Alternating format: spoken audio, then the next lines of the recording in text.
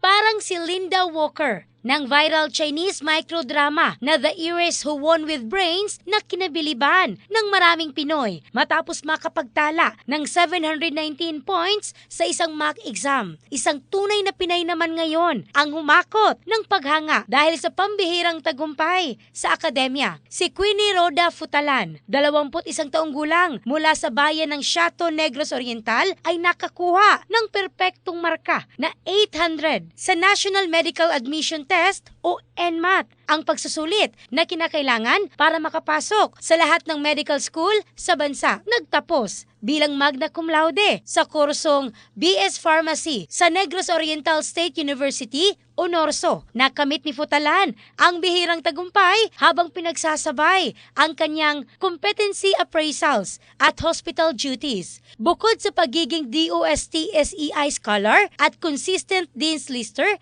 aktibo rin siya sa iba't ibang academic at extracurricular activities. Sa kasalukuyan, hangad niyang makakuha ng government scholarship upang makapasok sa medical school. Ipinahayag naman ng pamunuan ng NORSO ang kanilang pagbati at pagmamalaki sa natamong tagumpay ni Futalan na nagsisilbing inspirasyon hindi lamang sa mga estudyante kundi maging sa mga kabataang nangangarap na maabot ang kanilang mga mithiin sa buhay. In the heart of changing lives. Ako, si Michelle Craste ng Brigada News Philippines, the Music and News Authority.